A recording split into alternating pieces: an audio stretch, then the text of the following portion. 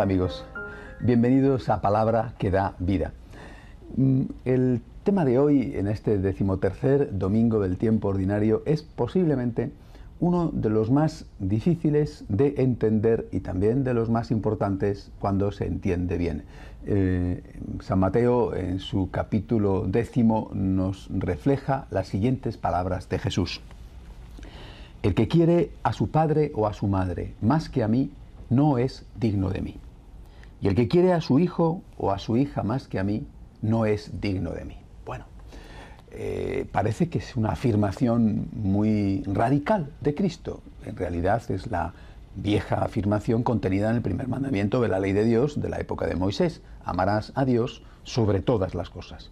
Lo que pasa es que Jesús la explicita y la enfrenta, este amor de Dios en primer lugar, lo enfrenta a dos amores importantísimos en la vida de cualquier ser humano. El amor hacia los padres o el amor hacia los hijos. También podría haber puesto, por supuesto, el amor hacia los esposos, del esposo a la esposa o al revés.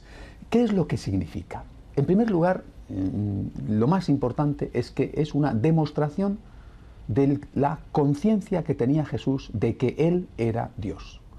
Cristo sabe que Él es Dios y no tiene ninguna duda en ponerse en su lugar en el corazón del hombre y en decirle al seguidor, al cristiano, en decirle, mira, para ti tengo que ser lo primero, no lo segundo o lo tercero o un puesto muy importante, sino lo primero. En tu vida yo tengo que estar por encima de cualquier otra cosa y por lo tanto también por encima de cualquier otro afecto.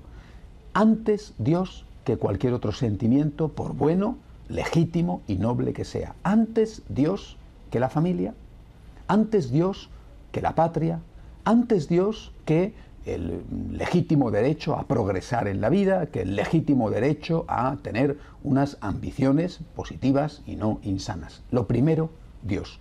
Pero no solamente eso, repito, que ya estaba dicho en el primer mandamiento de la ley de Moisés, sino que Cristo se lo atribuye a sí mismo, con lo cual demuestra tener conciencia de que Él sabía que Él era Dios. ¿Y qué consecuencias prácticas tiene esto? Bueno, pues en un primer momento no da la impresión de que esto sea nada negativo, porque Cristo no está diciendo que no haya que amar a los padres o que no haya que amar a los hijos, no.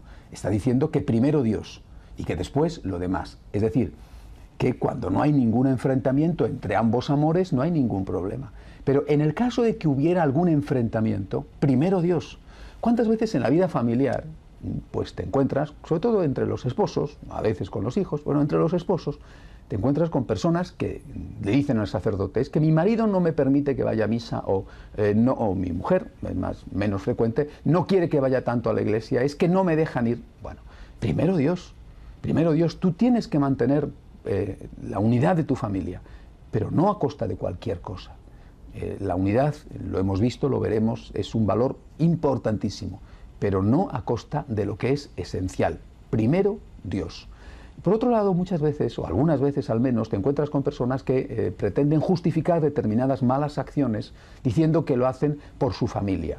Y al final, ese es un camino muy peligroso porque puede llegar a justificarse el robo, el crimen, cualquier tipo de delito, diciendo que lo haces para beneficiar a tu familia. ¿No? Primero Dios, y como primero está Dios, tú no puedes hacer el mal, ni siquiera pensando que vas con eso a conseguir algo positivo para los que más quieres, que son los tuyos. Primero Dios.